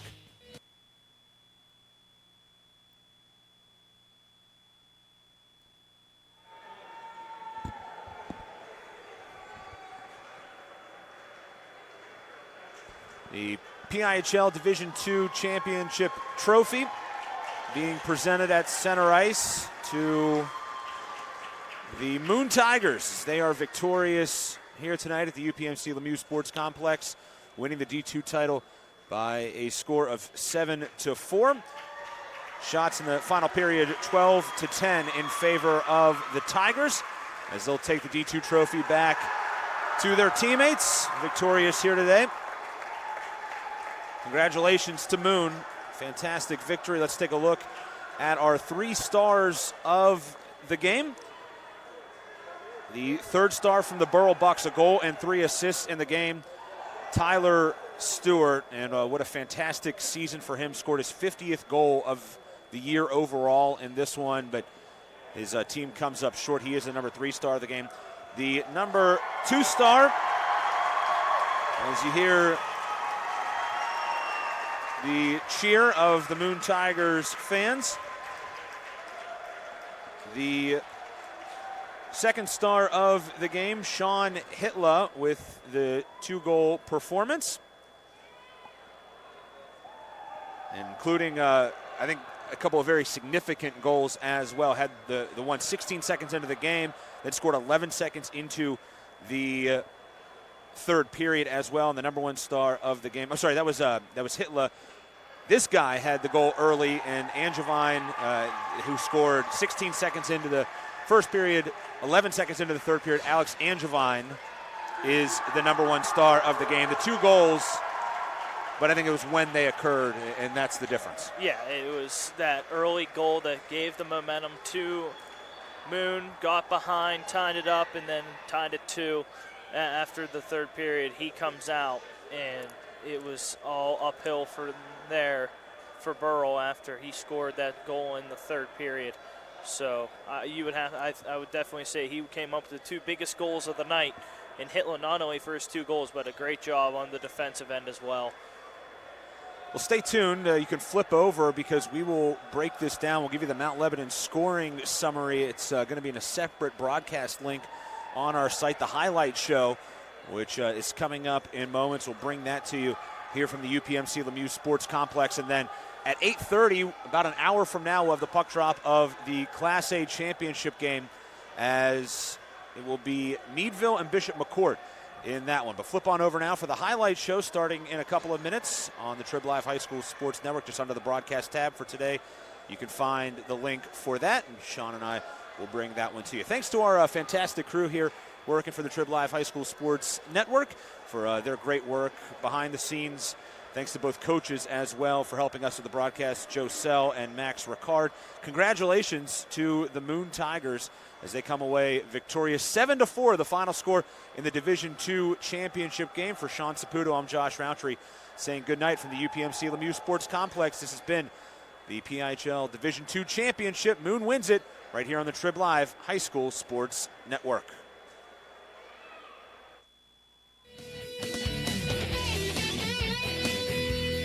You have been following the PIHL Penguins Cup High School Hockey Playoffs on the Trib Live High School Sports Network, and sponsored by UPMC Sports Medicine, by J&J Distributing, by the Mount Lebanon Ice Arena, by Excella Health, by Seton Hill University, by 380 Discount Warehouse, by AstroTurf, by Carlow University, and by Trib Total Media. Follow the high school hockey playoffs every day by logging on to tribhssn.triblive.com. The preceding has been a special presentation of the Trib Live High School Sports Network.